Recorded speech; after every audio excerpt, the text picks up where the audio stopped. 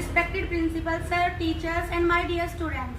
Today I am going to speak on a very important topic, India's GDP growth rate. First of all, I will tell you about GDP.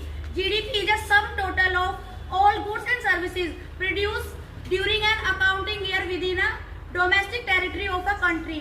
एक country की domestic territory में एक accounting year के during जो भी goods and services produce की जाती है उन सभी की वैल्यू को कैलकुलेट करके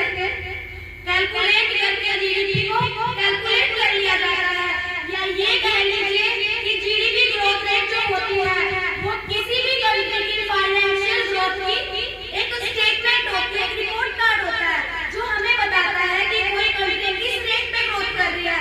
तो आपको जानकर बहुत खुशी होगी कि हमारी कंट्री का जो फाइनेंशियल ईयर तक 2024 एंड 25 वहां पे हमारी जीडीपी ग्रोथ रेट 6.5% थी, जो अभी फिस्कल ईयर 25-26 के लिए एक्सपेक्ट की गई है 6.6 to 6.8%।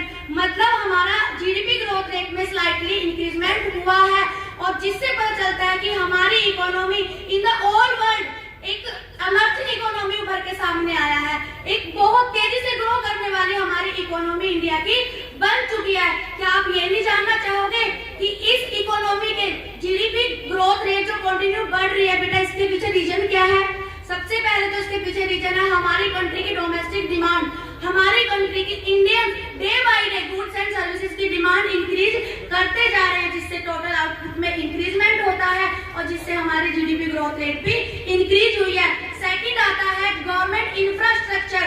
हमारी गवर्नमेंट इंफ्रास्ट्रक्चर पे डे बाय डे बहुत सारा एक्सपेंडिचर कर रही है, जिसने भी हमारे आउटपुट को बहुत हाई लेवल तक इंक्रीज किया, हमारे जीडीपी को बढ़ाया और कुल मिला के हमारी नेशनल इनकम भी ग्रो हुई है। थर्ड आता है जो हमारा बैंकिंग सिस्टम है वो भी रिजर्व बैंक ऑफ इंडिया के कंट्रोल में, उसके ऑब्जर्वेशन में हाई लेवल पे रेगुलेटेड हुआ है, जिसने हमारी जीडीपी ग्रोथ को इंक्रीज किया। सबसे लास्ट पॉइंट आता है डिजिटल पेमेंट। हाँ, डिजिटल पेमेंट में भी हमारी इंडिया की जीडीपी ग्रोथ को इंक्रीज करने में अपना कंट्रीब्यूशन दिया है। लेकिन एक बात मैं आपको बता दूं, every success story have some challenges also. किसी भी कंट्री की आप सक्सेस स्टोरी देखिए, उसके पीछे कुछ ना कुछ चैलेंज जरूर होते हैं और वही हमारी इंडिया की जीडीपी ग्रोथ के पीछे भी कुछ ना कुछ चैलेंजेस हैं। वो क्या चैलेंज है? सबसे पहले चैलेंज है बेटा ह्यूमन कैपिटल फॉर्मेशन। जब तक हम ह्यूमन कैपिटल फॉर्मेशन पे फोकस नहीं करेंगे, हमारी ग्रोथ इंप्रेसिव जरूर होगी लेकिन वो इंक्लूसिव ग्रोथ नहीं होगी, सस्टेनेबल ग्रोथ नहीं होगी। और ह्यूमन कैपिटल